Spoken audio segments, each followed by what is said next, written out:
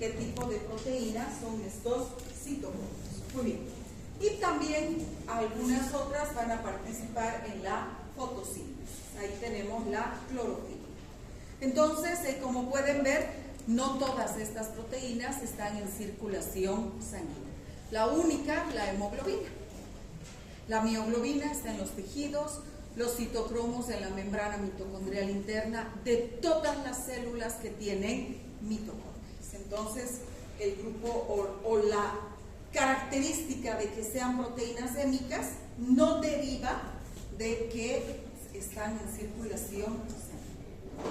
Aquí podemos observarlas. Esta es una molécula de hemoglobina, claramente está formada por dos cadenas alfa, dos cadenas beta, y aquí está presente justamente unido a cada una de las cadenas proteicas la molécula llamada hemo. Esta es una mioglobina, aquí está también el grupo hemo. Y este es un citocromo y tenemos también la estructura del grupo hemo. Entonces, la característica de todas es el grupo hemo. La hemoglobina tiene como función el transporte de oxígeno. Nuestro organismo, de manera fisiológica, requiere un aporte continuo y permanente de oxígeno. Tanto es así que en 24 horas el requerimiento en condiciones basales, es decir, sin realizar ejercicio físico, consumir alimentos y todo lo demás, es de alrededor de 500 a 600 gramos de oxígeno. Más de medio kilo de oxígeno requieren para sobrevivir nuestros tejidos, nuestras células. Y esta cantidad de oxígeno sería imposible de solventar si no hubiese la hemoglobina. ¿Por qué?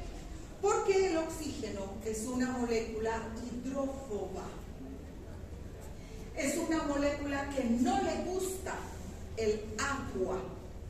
Es decir, es una molécula prácticamente insoluble en agua. Tiene una ligera solubilidad, pero es nada. Estamos hablando de 4.1. Ay, ¿por qué está tan chiquito? Estamos hablando de apenas 4.1 miligramos de oxígeno que se van a disolver en 1 litro de plasma. Es nada. Si nosotros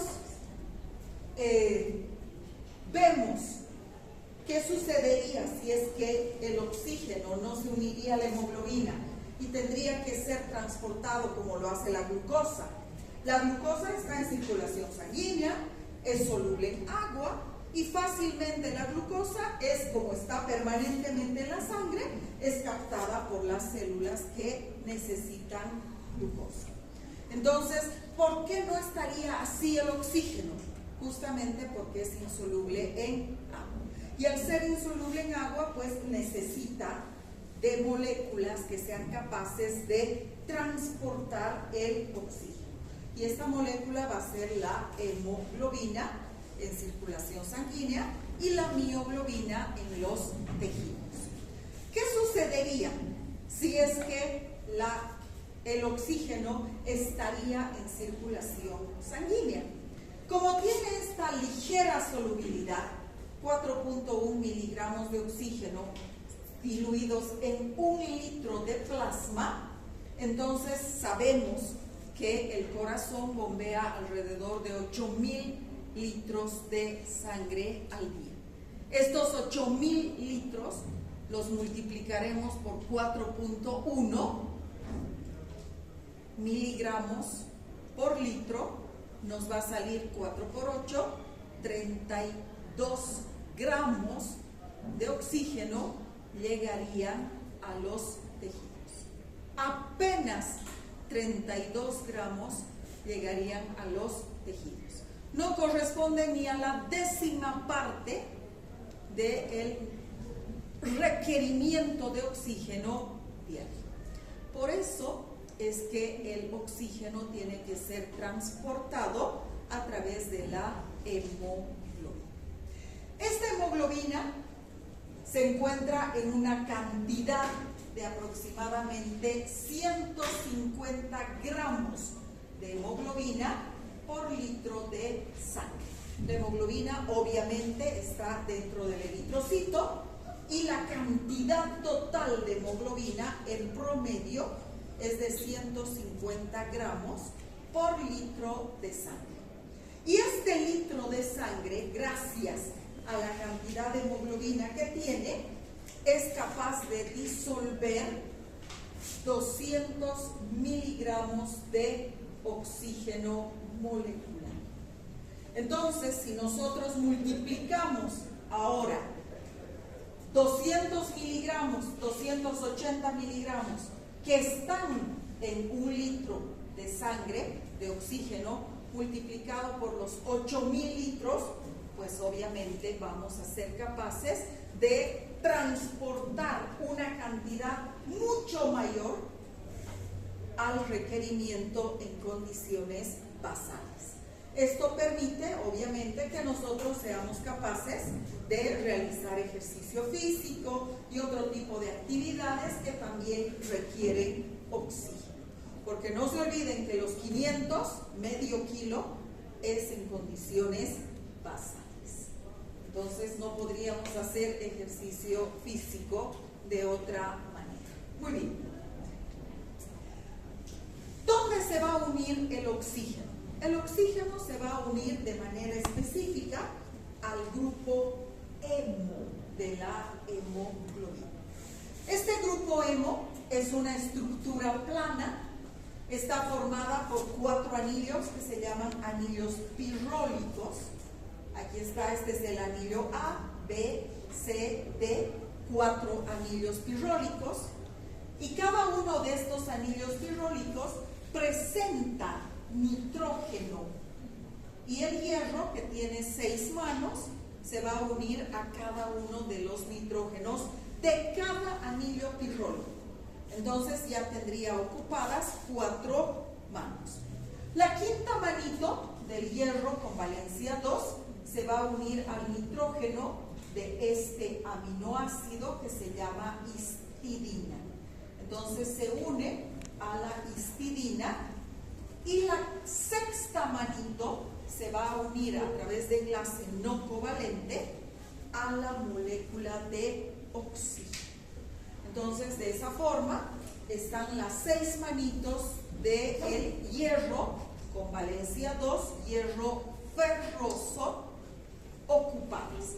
4 a cada uno de los nitrógenos de los anillos pirrólicos, una a la histidina y la sexta es al oxígeno molecular. ¿A través de qué tipo de enlace, aparte de ser no covalente? Este proceso recibe el nombre de oxigenación. La unión del oxígeno al grupo hemo es a través de la oxigenación. No puede ser oxidación, porque esto provocaría cambio de valencias. Sería un enlace covalente y produciría cambio de valencia. Entonces el oxígeno se reduce y el hierro se oxida y quedaría en estado férrico. Y sabemos que el hierro en estado férrico es incapaz de transportar oxígeno. Entonces la reacción es oxigenación, manteniendo al hierro con valencia 2. Muy bien. La estructura, esta estructura, en ausencia del hierro, recibe el nombre de protoporfirina 9. Esa es la estructura. Es una protoporfirina 9. Cuando esta protoporfirina 9 se une al hierro, se forma el grupo hemo. Pero la protoporfirina no solo es capaz de unirse al hierro, puede unirse a otros metales, como por ejemplo al zinc, y se formaría la zinc protoporfirina. O puede unirse al plomo y se formaría la plomo protoporfirina. Pero el oxígeno solo es capaz de unirse al hierro. Es decir, que si se reemplaza el hierro por zinc o por plomo, serían incapaces de transportar oxígeno. Por este motivo es que uno de los síntomas de la intoxicación por plomo es la anemia. La anemia. Se libera protoporfirina 9, pero es una protoporfirina 9 que no tiene hierro y por lo tanto incapaz de transportar oxígeno. ¿Qué más? En esta imagen podemos ver que este anillo pirrólico, tetrapirrólico, presenta dobles enlaces alternos. Es decir, que aquí tengo doble enlace, simple, doble, simple, doble, simple, doble, simple, doble, simple, dobles enlaces alternos. La presencia de estos dobles enlaces alternos es la que va a darle a la hemoglobina la capacidad de absorber luz y como consecuencia de ello es la que le va a dar a la hemoglobina esa coloración roja característica. Cuando el oxígeno está unido al hierro, hablamos de sangre oxigenada. Esta sangre es arterial y el color es un color rojo brillante. ¿Qué color le han dicho en fisiología? Rojo escarlata. Es un color rojo escarlata. Cuando la hemoglobina libera el oxígeno a nivel de circulación sanguínea, habitualmente, fisiológicamente, este brazo queda libre. No se va a unir a nadie. Queda libre. Ahí está el problema. Se va a formar la desoxihemoglobina. Pero como está libre, y la coloración de la sangre va a tener un color rojo más oscuro. El gran problema está en que cuando queda libre este brazo, puede unirse, por ejemplo, al monóxido de carbono. Y si se une al monóxido de carbono, nos va a formar la carboxihemoglobina. Y esta carboxihemoglobina, esta unión del bracito libre del hierro al monóxido de carbono, va a provocar antes. Se va a unir a través de una reacción de oxidación. No es oxigenación como en el caso anterior. Es una reacción de oxidación. ¿Qué significa? Que el hierro va a tener valencia más 3. Por eso es que no lo libera fácilmente, es un enlace covalente. El hierro no va a liberar fácilmente al monóxido de carbono. El hierro va a quedar con valencia más 3 y va a ser incapaz de transportar oxígeno. La hemoglobina es una proteína tetramérica. ¿Qué quiere decir? Tetra es 4, que está formado por 4 cadenas proteicas. 2 cadenas alfa de 141 aminoácidos cada una y 2 cadenas beta, cada una con 146 aminoácidos. La cadena beta es ligeramente más grande, tiene 4 aminoácidos extra con relación a la cadena alfa. Estas cadenas proteicas, obviamente, si regresamos a esta imagen, tienen estructuras primarias tienen estructuras secundarias en alfa hélice y obviamente al estar enrolladas sobre sí mismas, pues van a tener una estructura terciaria. Y al unirse 4 pelotitas con estructura terciaria y formar la molécula de hemoglobina, además adoptan una estructura cuaternal. Van a adoptar una estructura cuaternal. Entonces la hemoglobina tiene las 4 estructuras: primaria, secundaria en alfa hélice, terciaria, porque es molécula transportadora, y va a formar una estructura cuaternal. Cada una de las cadenas además presenta un grupo M, una protoporfirina 9 unida fisiológicamente al hierro. Ahora, tenemos que proteger al oxígeno.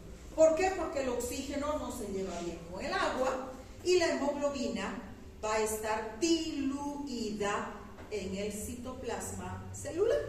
Y en el citoplasma hay agua, ¿verdad?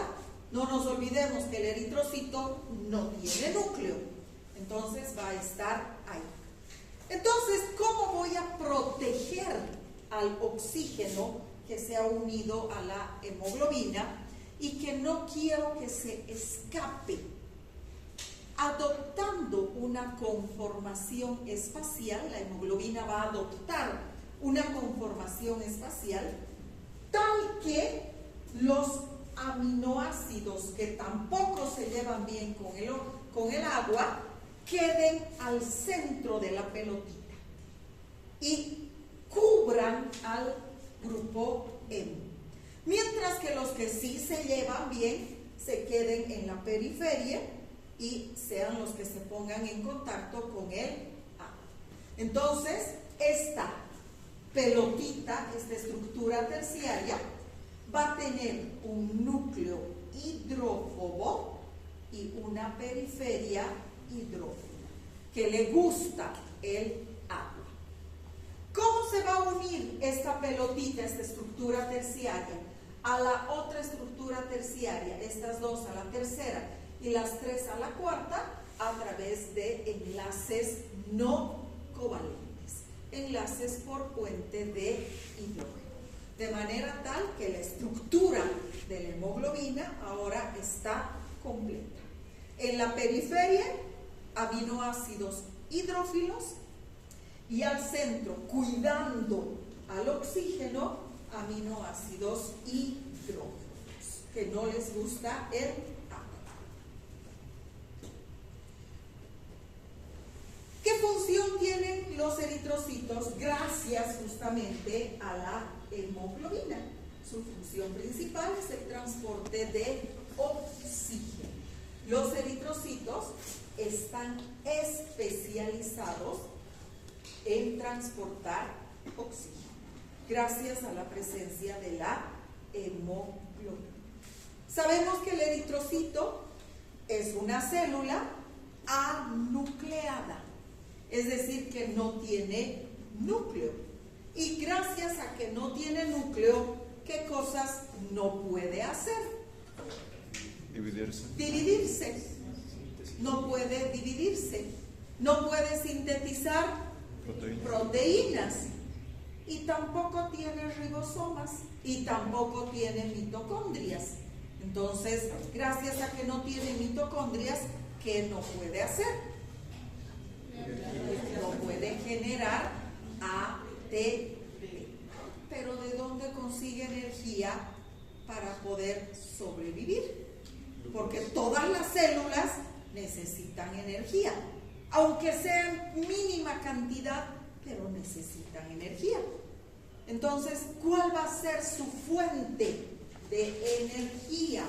La glucosa. La glucosa. ¿Sí?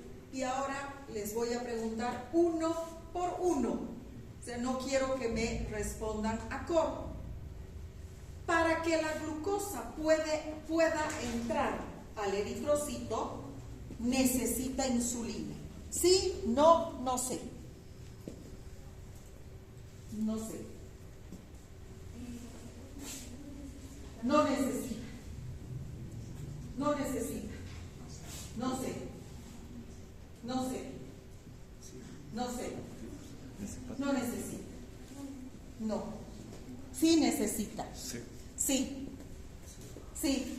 Sí. Sí. Sí. ¿Perdón? No. Sí. No. Sí. No. Sí. No. Sí. Sí. Sí. No. No sé. No sé. Sí. Sí. Sí. Sí. No. Sí. Sí. Sí. Sí. Sí. Sí. Sí. De aquí tú me has dicho no, ¿verdad? No, allá. ¿Quién me ha dicho no de esa fila? ¿Tú? ¿Me has dicho no? Sí. De aquí, ¿tú? ¿Quién más? De aquí, ¿tú? De aquí, ¿tú me has dicho no? Sí. Sí me has dicho. ¿Tú me has dicho no? No has dicho. ¿Sí? Sí. No. ¿Quién más me ha dicho no de aquí? ¿Tú? ¿Tú? ¿Sí? Ahí levanta la mano, ¿quién se ha dicho no? Mejor. ¿Sí? Son 1, 2, 3, 4, 5, 6, 7, 8, 9, 10. Los 10 se quedan. ¿Por qué? Porque el eritrocito no necesita insulina para que entre la glucosa. Y esto hemos hablado cuando hemos visto insulina. Hemos dicho que solo 3 tipos de células necesitan insulina. Células. ¿Y dónde entra el eritrocito? ¿Es hepática? ¿Es muscular? ¿Es adiposa? Entonces no necesita insulina. No necesita insulina. ¿Por qué? Porque en su membrana tiene transportadores GLUT2 y sabemos que los GLUT2 están en la membrana, lo que pasa con la célula pancreática y lo que pasa con la célula hepática, aunque para poder utilizar la glucosa, la célula hepática necesita insulina. ¿Sí? La célula adiposa, perdón, el eritrocito no necesita insulina. Bueno, entonces, ¿qué es lo que va a suceder? ¿Cómo entra la glucosa? Por difusión simple. Hay gran cantidad, es decir, por diferencia de concentración. Hay gran cantidad de glucosa en circulación sanguínea, entra gran cantidad de glucosa al eritrocito. Hay poca cantidad de glucosa en circulación sanguínea y entra poca cantidad de glucosa al eritrocito. Difusión simple, nada más. Muy bien. Una vez que la glucosa está dentro del eritrocito, es importante que ustedes sepan que la glucosa es la única molécula de todo nuestro organismo que puede metabolizarse en presencia y en ausencia de oxígeno. En las dos situaciones, la glucosa se metaboliza. Haya o no haya oxígeno, la glucosa se metaboliza. Es más, la primera parte de la glucólisis, porque el metabolismo de la glucosa se llama glucólisis, lo hace siempre en ausencia de oxígeno. Pero este metabolismo es leve, es incompleto. Se va a metabolizar hasta piruvato o ácido pirúvico, depende cómo quieran verlo, en forma neutra o en forma protonada de ácido. Y este ácido pirúvico se va a convertir posteriormente en ácido láctico o el piruvato en lactato. Igual, no importa, ¿sí? Podemos hablar de ácidos o podemos hablar de moléculas neutras. ¿Y qué sucede?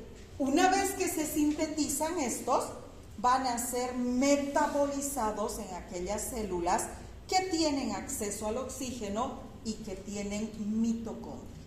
Entonces, del eritrocito, el lactato o el piruvato salen a circulación sanguínea, llegan al hígado y en el hígado se termina la glucólisis.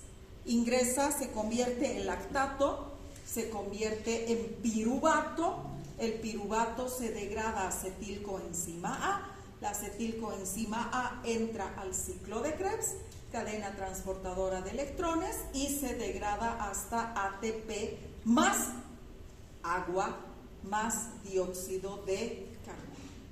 Por eso es que necesita oxígeno. No se preocupen, vamos a hablar de todo esto en temas específicos. Muy bien. ¿Cuál es la diferencia? La cantidad de ATP generado. Cuando la glucólisis es parcial hasta piruvato, solamente libera 2 ATPs. Cuando la glucólisis es total, me libera 38. O sea que realmente la cantidad de energía liberada es muchísimo mayor. Pero el eritrocito, como no tiene núcleo, no se divide, no sintetiza proteínas, no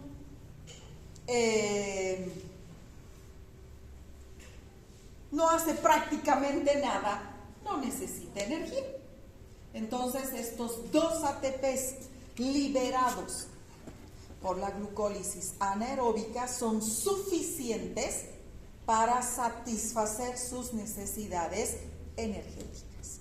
Lo único que tiene que hacer es transportar oxígeno de los alvéolos pulmonares hacia los tejidos y recoger el dióxido de carbono y llevarlo a los alvéolos pulmonares.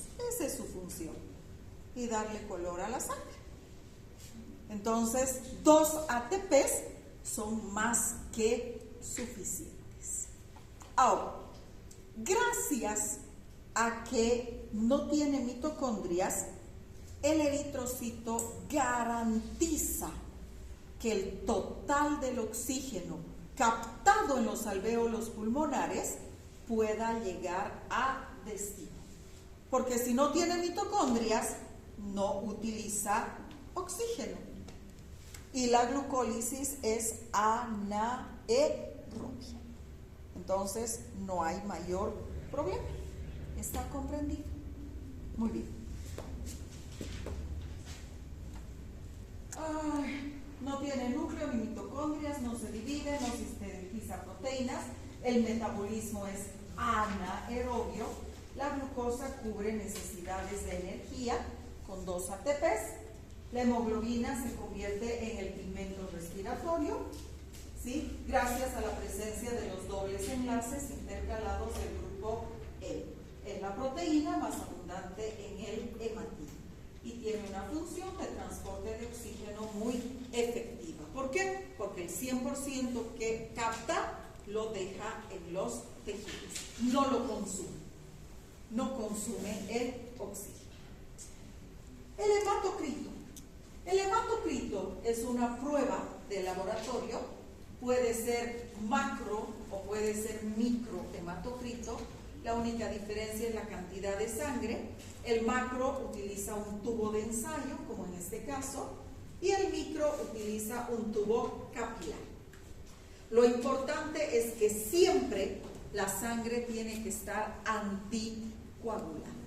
Y si la sangre está anticoagulada, levante la mano el que sabe cuál va a ser el líquido sobrenadante. Plasma sanguíneo. Entonces vamos a tener plasma sanguíneo. Entonces aquí vamos a tener, se centrifuga la sangre con anticoagulante a 10.000 revoluciones por minuto, 10.000 vueltas en un minuto por 5 minutos. En fisiología han hecho con una centrífuga de microhematocrito. ¿Qué vamos a tener? Vamos a tener una primera región de eritrocitos, aproximadamente 45%, una pequeña línea, que en algunos casos es indetectable, de glóbulos blancos y plaquetas, menos del 1%, y finalmente el líquido sobrenadante, que es plasma sanguíneo, aproximadamente 55% restante. Para el diagnóstico de anemias, ¿cuáles son los parámetros que se emplean? Si nosotros buscamos en el diccionario qué es la anemia está definida como la deficiencia de hemoglobina. Pero para el diagnóstico de anemia, la Organización Mundial de la Salud dice que no es suficiente cuantificar la hemoglobina. Para hacer el diagnóstico de anemia necesitamos 3 parámetros: hemoglobina, hematocrito y recuento de glóbulos rojos. Si los 3 están disminuidos, el diagnóstico es anemia. Si los 3 están aumentados, el diagnóstico es policitemia. Entonces, para el diagnóstico necesitamos recuento eritrocitario, hemoglobina y hematocrito. Obviamente, se van a necesitar otras pruebas adicionales para determinar el tipo de anemia.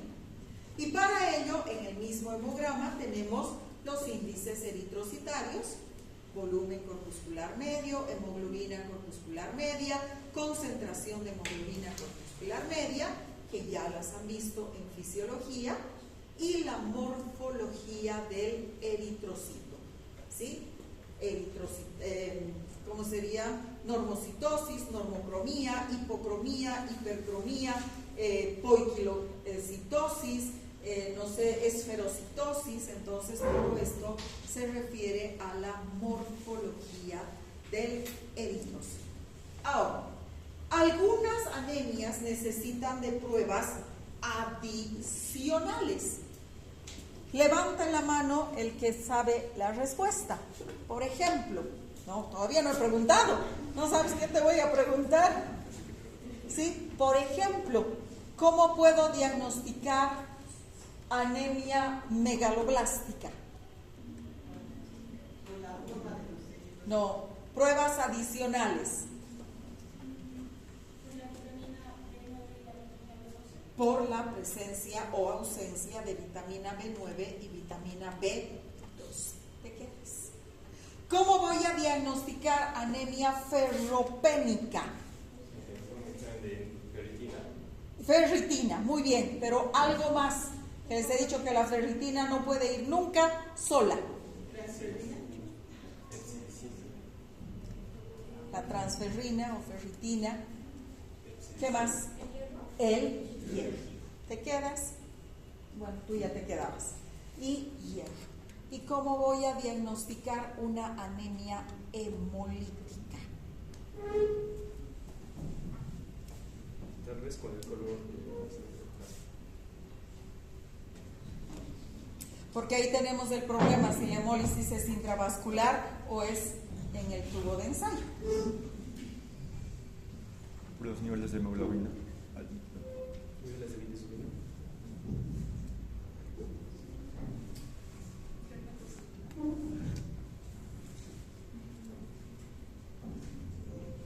Nos vamos a ir temprano.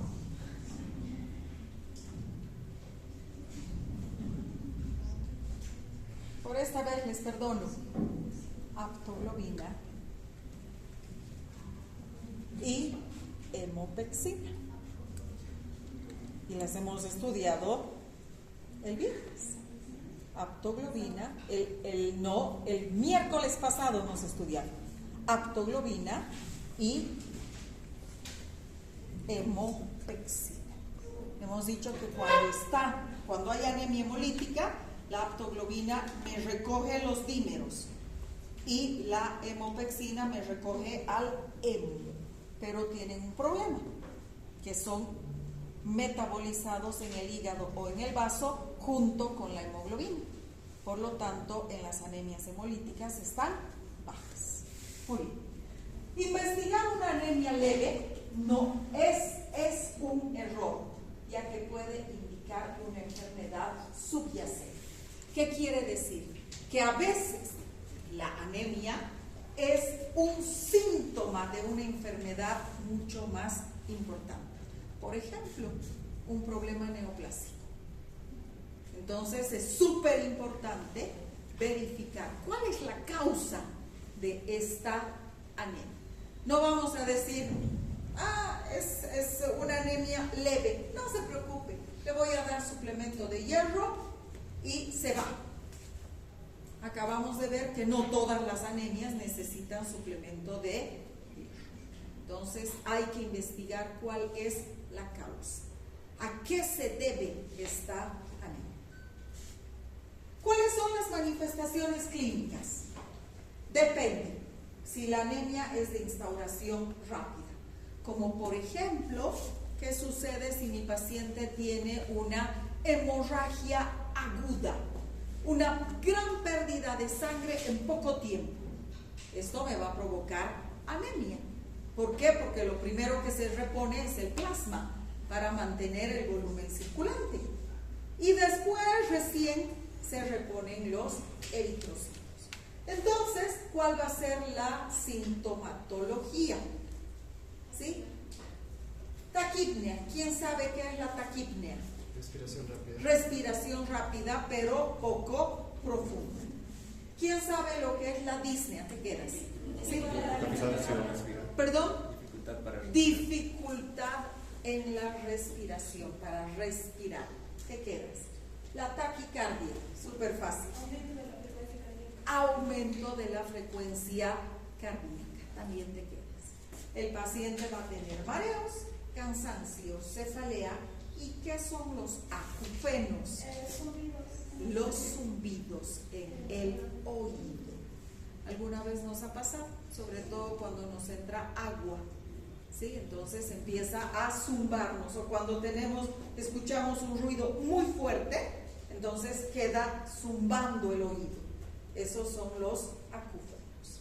Mientras que si la anemia es de instauración lenta, por ejemplo, una úlcera sangrante que pierde mínimas cantidades, 1, 2, 3 mililitros de sangre al día, pero por meses, esto va a provocarme una anemia de instauración lenta.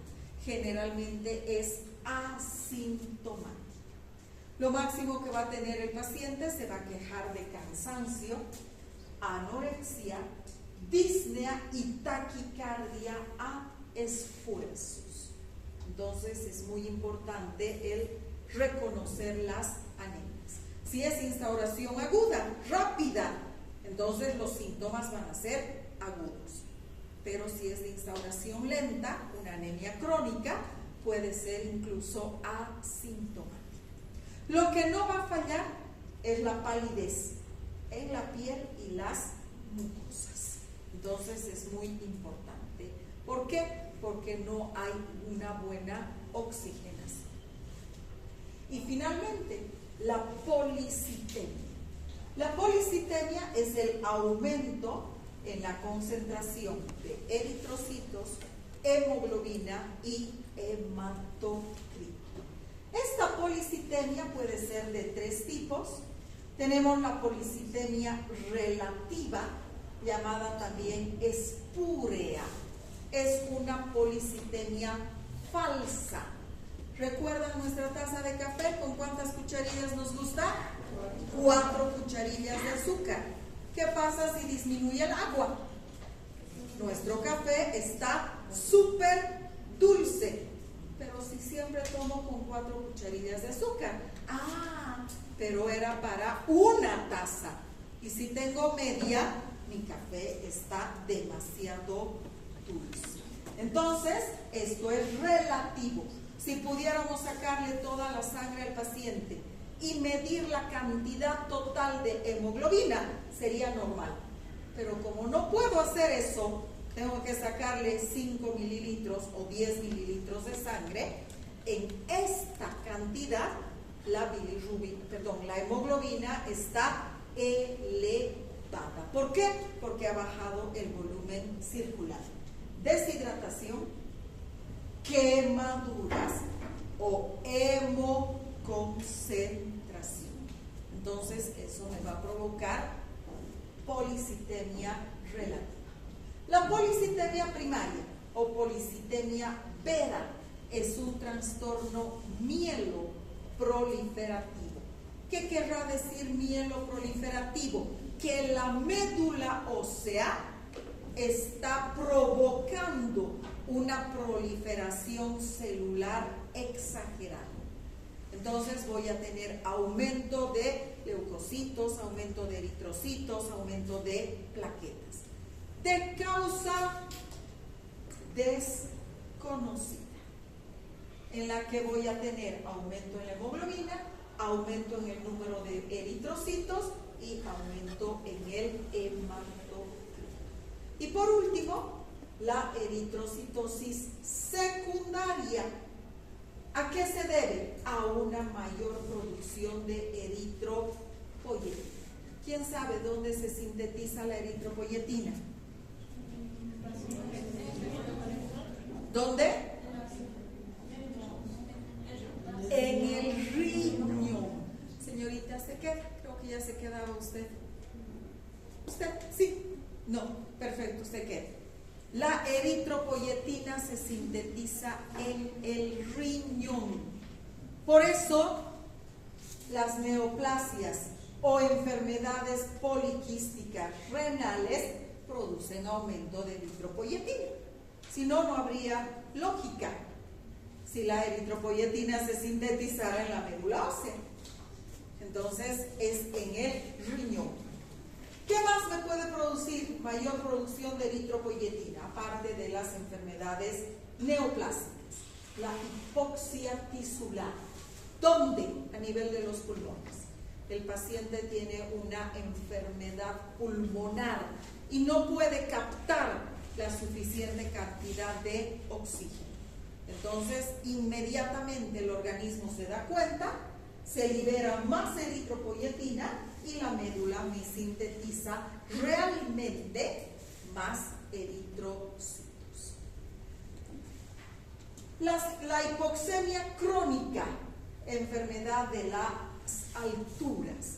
En este caso, ¿dónde está el problema? No en el pulmón, el problema está en el medio ambiente. El pulmón funciona perfectamente, pero en el ambiente, el aire que respiramos tiene menos oxígeno. ¿Por qué? Porque se llama hipoxia barométrica. La Paz, Oruro, El Alto, Potosí. Mientras más alto estemos del nivel del mar, la concentración, la saturación de oxígeno atmosférico es menor. Por eso no es cuestión de, se me ocurrió ir mañana a escalar el Limán. No, uno tiene que estar en un estado físico adecuado para poder hacer esto. ¿Por qué? Porque hay hipoxia barométrica. Muy bien. Y el tabaquismo, obviamente. En este caso, ¿recuerdan la manito libre que quedaba del hierro? En este caso, ¿a quién se va a unir? Al monóxido de carbono. Y se va a formar la carboxihemoglobina. De esta vamos a hablar después. Aquí vamos a quedar para mañana. Mioglobina. Vamos a hablar de la mioglobina. ¿Por qué se da la coloración azul en la cianosis? Vamos a hablar también cuando hablemos de la carboxihemoglobina.